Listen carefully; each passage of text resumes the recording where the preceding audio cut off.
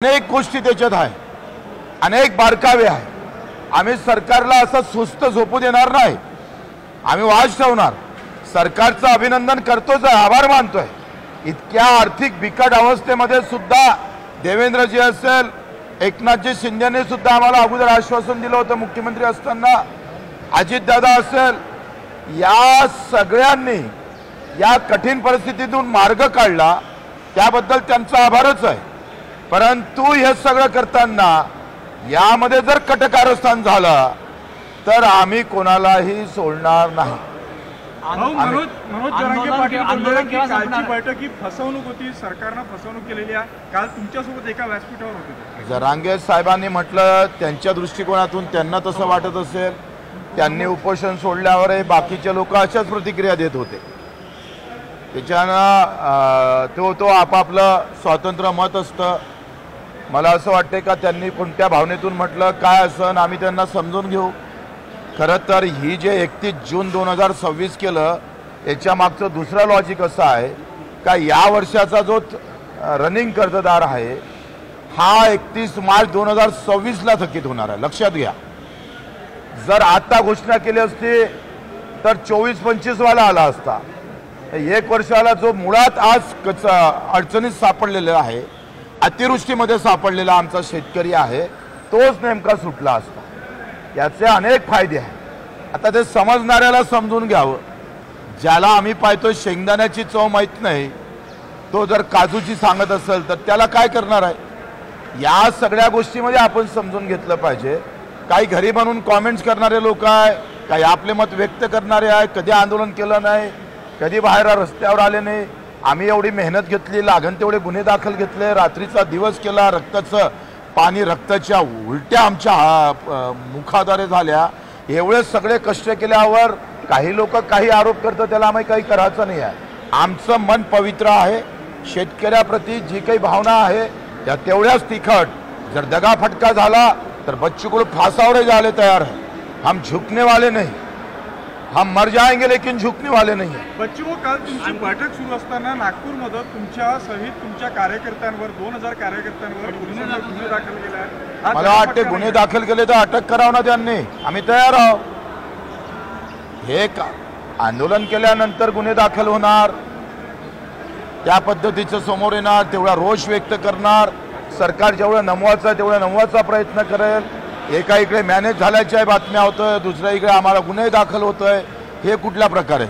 लक्षात घ्या, 2026 ही जर तारीख आमच्यासाठी 30 जून 2026 म्हणजे रनिंग कर्ज आता 31 मार्च 2026ला ते थकीत होईल आणि आताचा कर्जदार, आजच्या वर्षाचा कर्जदार थकीतमध्ये येईल आणि तो माफ होईल।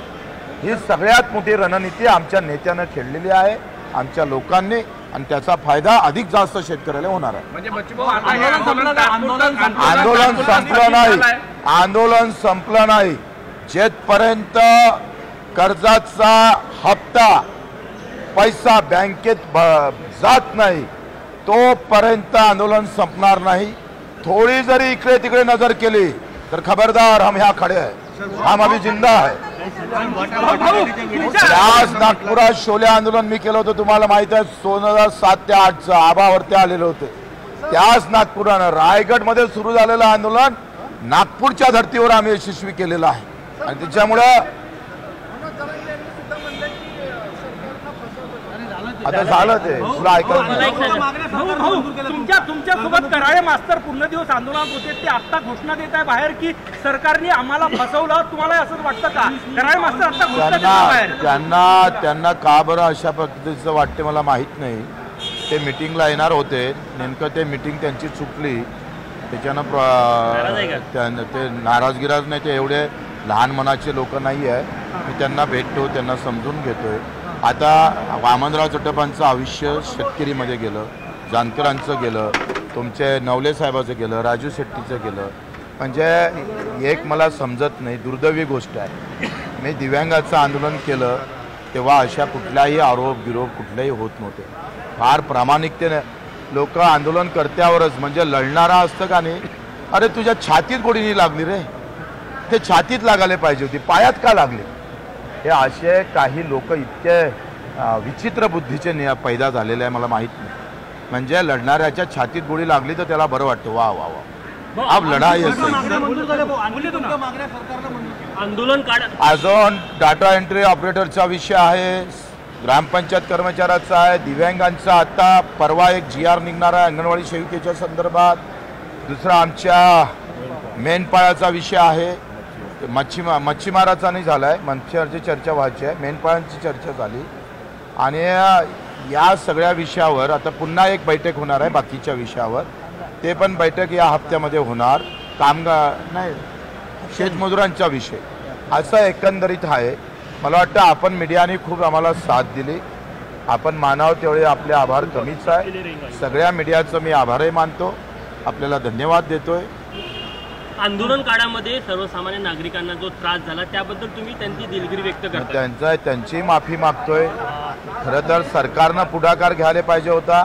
आंदोलन करायची वेळच येऊ द्यायला नाही पाहिजे होती. ही सरकारनं जबाबदारी हात वरते केली म्हणून ही अवस्था आली.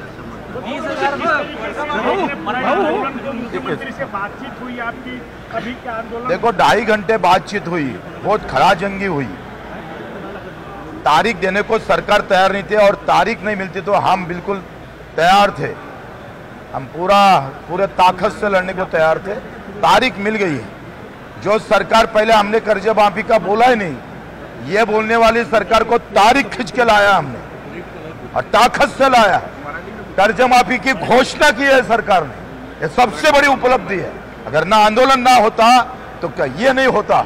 आज सरकारने असं म्हटलं की क्रेडिट कोणाला देता? शेतकऱ्यांचं हे कर्जमाफीची तारीख आली, कर्जमाफीची तारीख आली, याचं क्रेडिट तुम्ही कुणाला देता? ज्यांनी आत्महत्या केली आतापर्यंत त्यांना देणार की कुणाला देणार? शेतकरी बांधवांना देणार, सरकारला देऊ, आमच्या नेत्यांना देऊ. हे जर कदाचित आले नसते आमचे सर्व नेते मंडळी तर हे मूठ बांधल्याने गेले असते. त्या सगळ्यांच्यामुळे हे शक्य झालं. खरं तर हे जर आले नसते तर एकटा बच्चू कडू पाहिजेच्या ताकदीनं लढू शकलं नसतं. हे कार्यकर्त्याचं क्रेडिट आहे जो बिचारा अजूनही नजरेसमोर राबलाय. 8 महिन्यापासून लढतोय आम्ही. पायाले भिंगरे 150 सभा म्हणजे 200 दिवस जागरण आहे आमचं.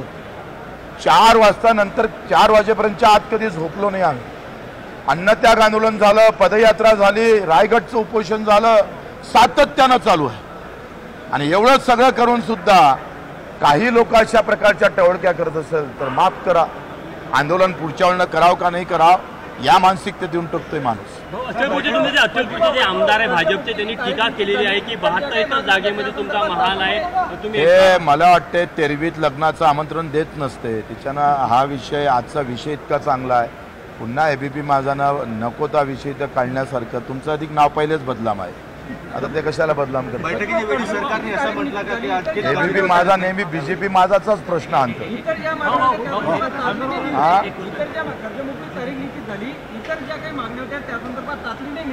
आता 8 दिवसात लगेच एक बैठक लागणार, त्याच्यावर निर्णय होईल. कसं आम्ही जिवंत आहे. माझ्या आयुष्यात 3,500 आंदोलन आहे, 350 गुन्हे दाखल आहे बच्चू कडूवर.